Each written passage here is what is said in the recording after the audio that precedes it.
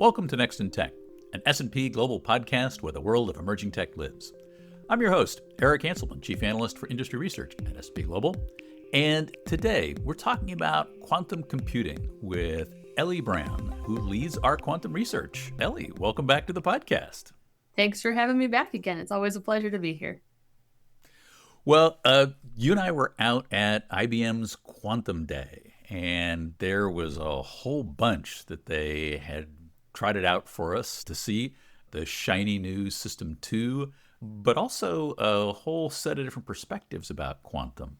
I guess maybe we can start with a little bit about just your take and what you saw and what you thought the highlights were. Yeah, for sure. So it was a fantastic opportunity at the IBM's Yorktown Heights facility.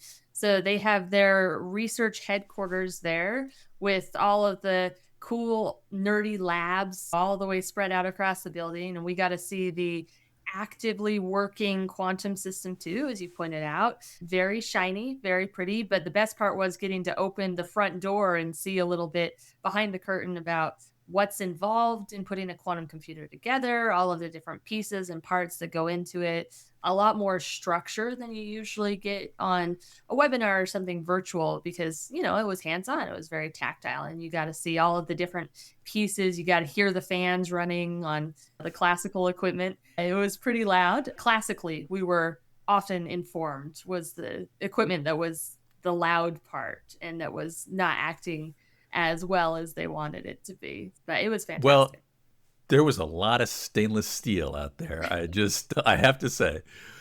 I guess we're at this interesting point in the quantum computing journey in which we've gone from the lab experiments to now on a certain part of this, there's a marketing and promotion side of this. So it's got to look fancy.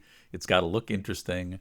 This really was a prime example of the fact that the classical support, all the sensing, all the gear that was supporting this was really the thing that was burning all the major energy, creating all the noise, and all the other parts of this. But they did reinforce the idea that the amount of energy that's necessary to run a quantum computer is a small fraction of what we typically look at racks and racks of classical computing gear. That was certainly an interesting perspective when you start thinking about that. I guess we start to get to those questions of scaling. But they were talking about scale and addressing one of the challenges that we see in superconducting quantum computing environments, which is you've got this bath of liquid helium there cooling things down. In order to connect all these qubits, you have to have something that's going to be able to link those together.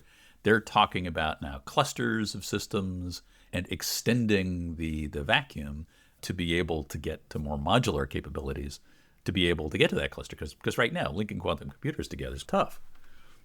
Yeah, definitely. And we've been seeing that kind of in different phases of ideation for the past little while. I think even from the beginning, as these quantum systems were coming about, there was a realization that for quantum computers to hit the scale that we want them to be very functional, very operable, we've got to have the ability to link them together. You don't want just one ginormous quantum processing unit that has to sit within an even bigger dilution fridge, and scaling up individually.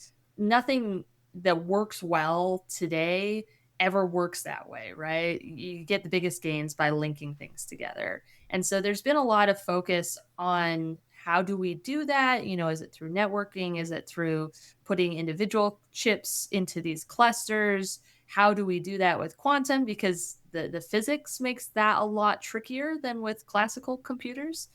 But it's been exciting over the past year or so to see some of those networking and clustering ideas move from theory and into practice. And so as we're getting to these bigger systems and bigger scales, that's what we're seeing more and more is those clusters, things being linked together. And it makes it operate so much better and in a more user-friendly actual product way instead of just a lab experiment where you can have a huge system, but if you're an everyday user, if you want to install it in a data center, you don't want a quantum computer that's the size of a house if you can help it, right? Well, I mean, if we want to get qubit counts up there, maybe we start to get to that point. But as you're pointing out, the real challenge is making sure that you can interconnect all of those sets of qubits in ways that can continue to ensure that you actually can run circuits that are efficient and that you can actually propagate the kinds of problems that you've got. You can run long enough with enough qubits operating on the problem at the same time, which is, again, some of those big challenges. It was interesting to see IBM talk about all of the integration capabilities that they have, because it's something that we're now starting to see leading to M&A activity with other quantum vendors. The idea that IBM was pointing out that they've got semiconductor capabilities, cutting edge semiconductors. You've now seen some of the capabilities that we're talking about, what they've got in both Poughkeepsie and Albany, and touting that as one of the operational benefits, that in fact they're saying that they're able to operate more efficiently because they've now got reset capabilities integrated on the actual semiconductor device that holds the qubits. The fact that we're starting to get to a case for price performance metrics for quantum, to me says maybe we're starting to get to a point where we're a little more sophisticated, because they were trotting out numbers about how competitive they were from price performance in terms of what you could actually do in a particular run, and starting to line up competitive positioning against other vendors.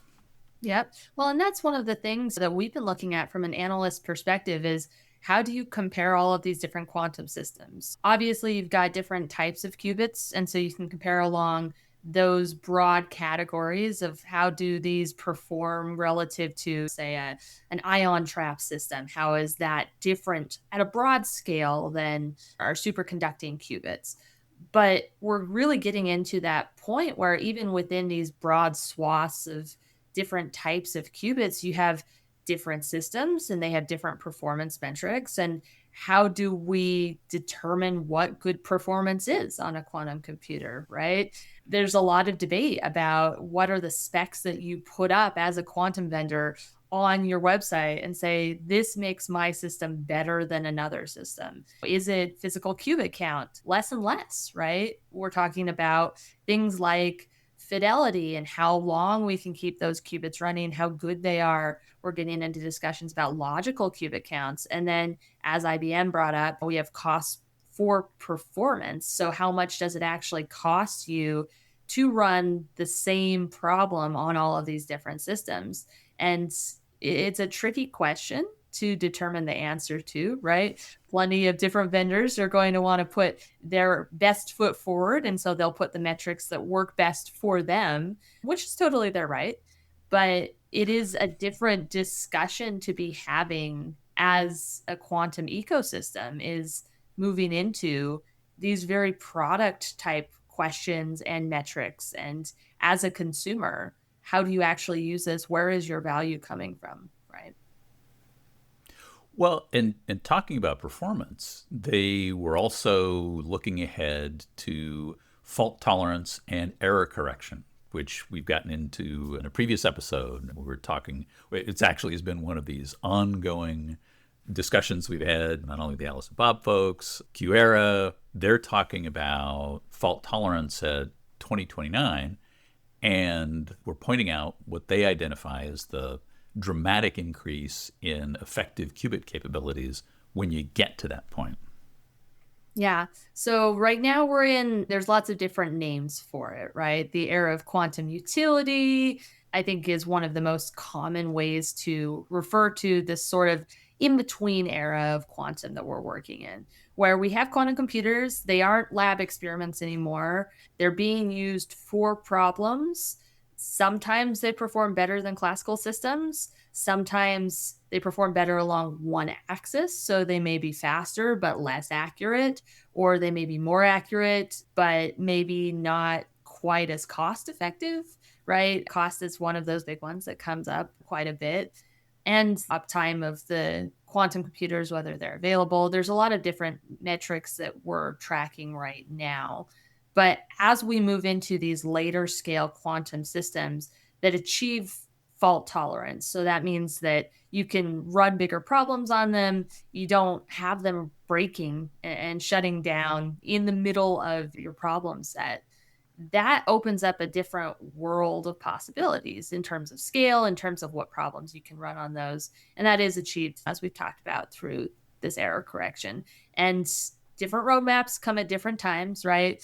We've seen those estimates kind of shrink backwards, which is really encouraging. It used to be 2030 or later. Now we're seeing 2029, 2028, which is really exciting.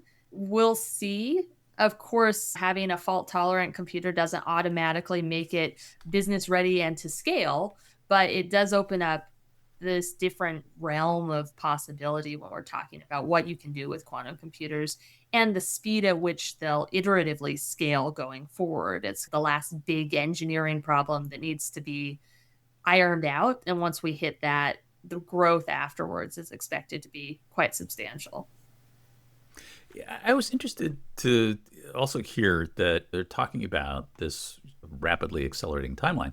They're talking about new generations of processors that are coming out every 8 months, which surprising that they're revving that quickly. Although, again, I guess given the progress they're making, some of the capabilities they're trying to bring to bear, that certainly seems to be a good sign to my mind in terms of how rapidly they're able to advance some of those capabilities. But that just into and of itself seemed pretty impressive that we're able to make sufficiently meaningful progress to do something which I'm sure is no small feat, which is to go rev the actual quantum processing devices that you're actually running with. Yeah, no, it was fascinating. And you compare that to some of the classical cycles of replacement, right? In classical data centers and hardware. And the timeline was just so rapid, but very encouraging, right? That we don't have outdated quantum systems floating around for very long. It's like these new improvements are getting implemented across the board and around the globe, which is excellent, I think, for the ecosystem as a whole, not to mention the users that are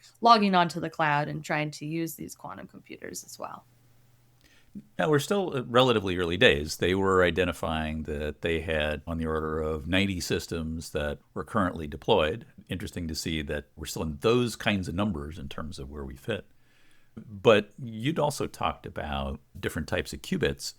They've just made an acquisition with Hughes Research Labs that is actually bringing on board capabilities of a different type of qubit for them, spin qubits.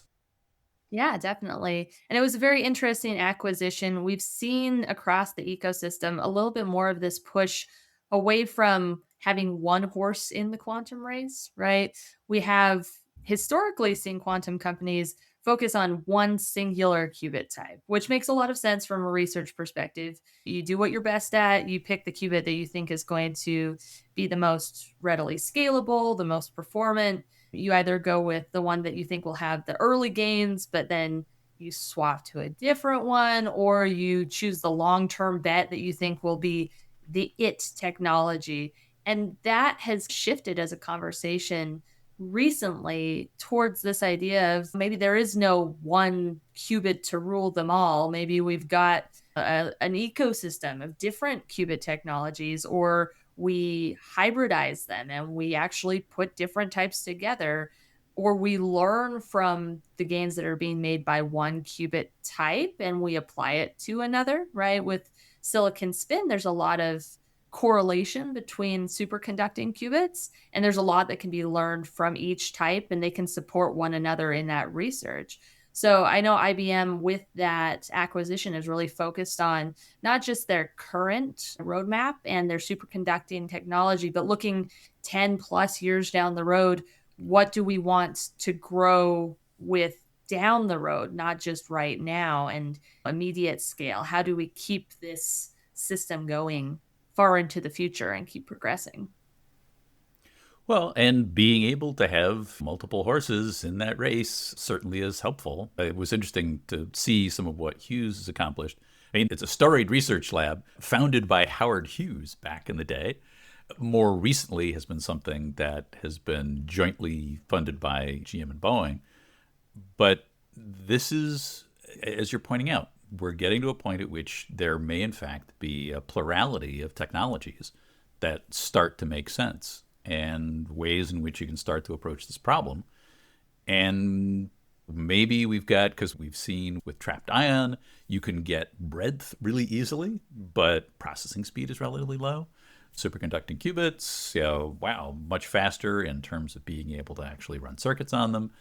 And maybe spin qubits are a means to be able to manage error correction better, depending. But yeah, different facets for each of these. So I guess a lot of different aspects that we've got to keep an eye on in terms of what actually makes an appropriate solution for different applications, even, which we're starting to get to this point at which maybe quantum is a bunch of things, not just a thing. I know part of the acquisition was focusing on that idea of manufacturing too. So IBM is really focused on their manufacturing capabilities. So not just them being a quantum hardware vendor, but also how do we build these things out, right? And really leveraging their historical expertise.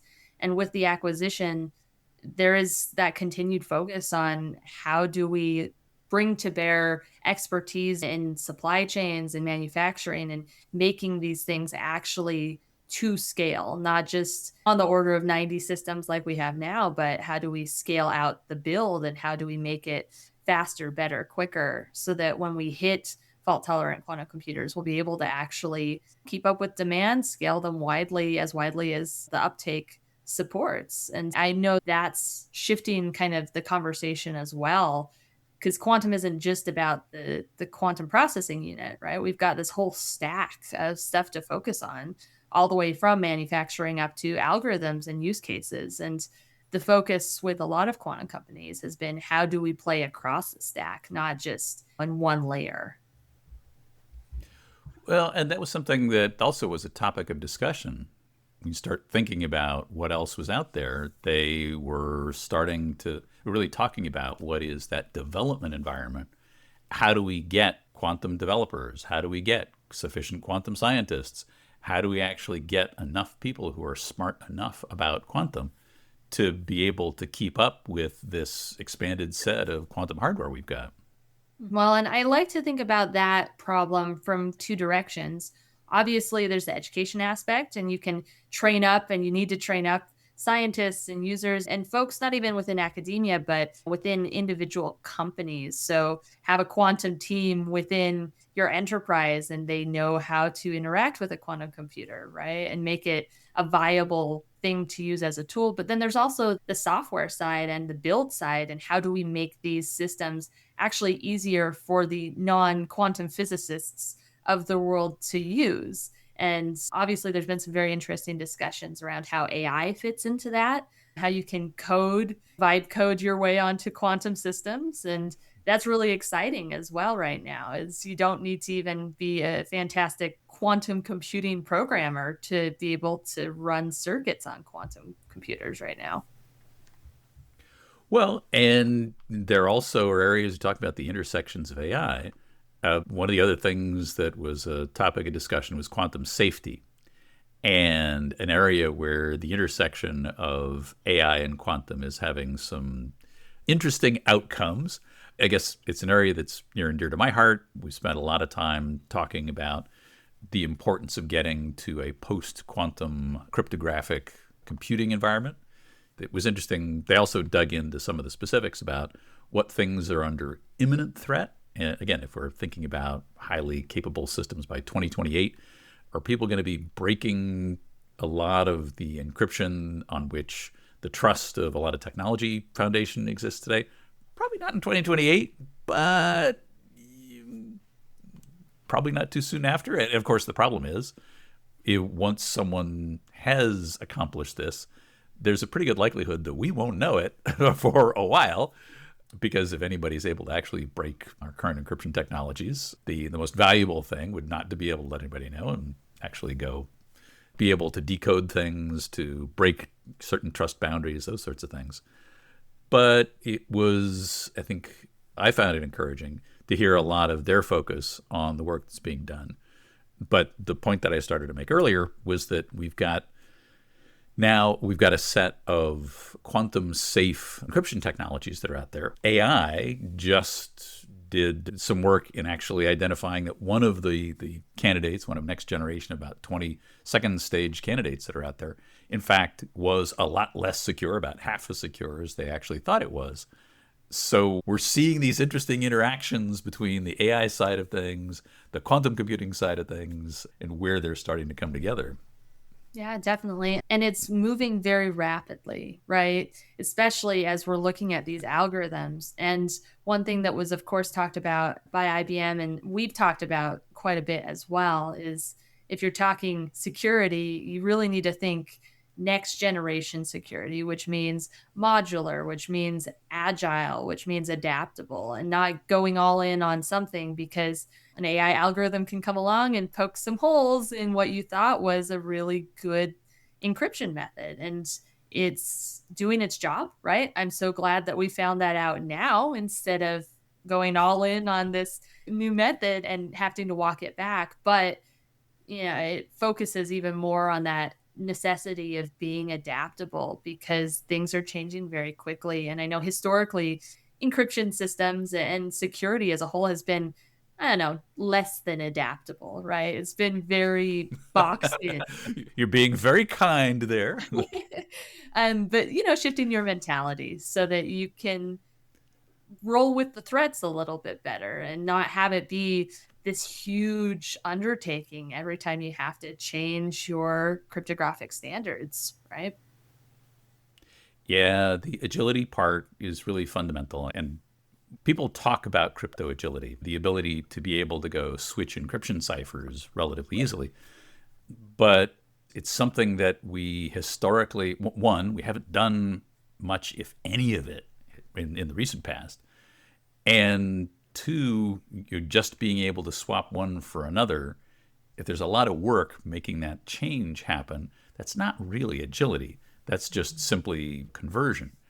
And we need to ensure, to your point, that we're ready for what is probably going to be a succession of different ciphers and to have the ability to easily move between them.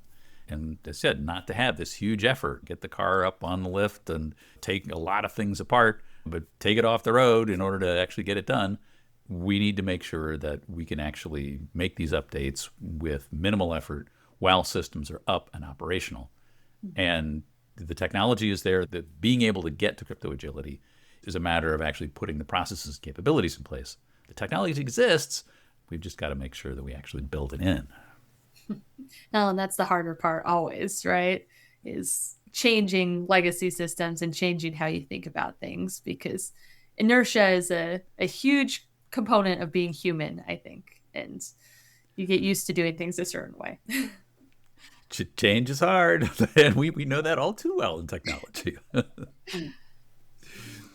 Well, I'm curious about your overall takeaway, and has your thinking changed from what we heard? Are there different outlooks, thoughts about scheduling and timeline shifted? Are we still on track? Because what we talked about in the past with our CEO series was that the timeline really does seem to be contracting. This is, objects in the mirror may be closer than they appear.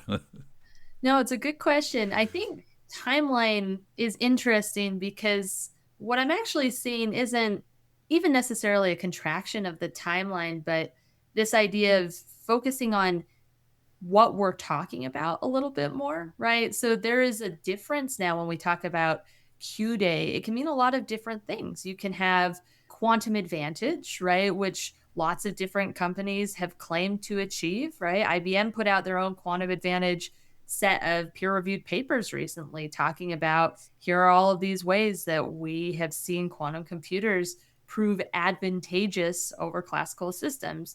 So we have that, which has already been the works right now. It's 2026, and we're seeing some of these systems that are doing real work.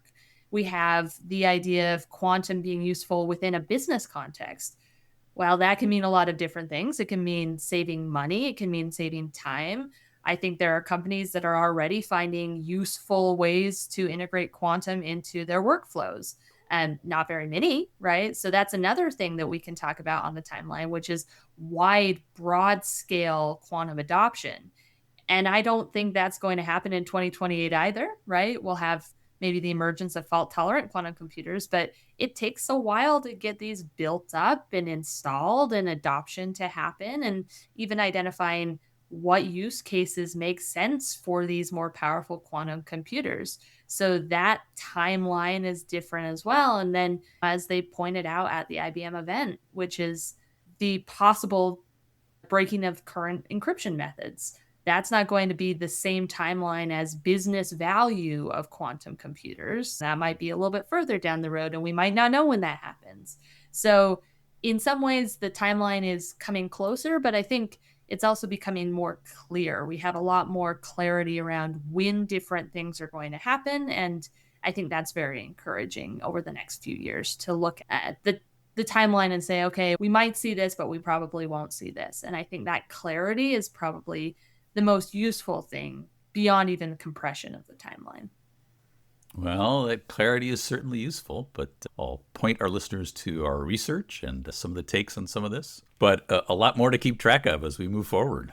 Yes, that's true. And if we're talking timelines and research, we put out a really good, if I say so myself, a nice report covering some of the different roadmaps that are coming out over the next couple of years. So that would be a great one for people to read up on and get a nice visualization of the timeline. It's always hard on a podcast to speak out a timeline into existence. So if you want a nice visual, that's a better way to go.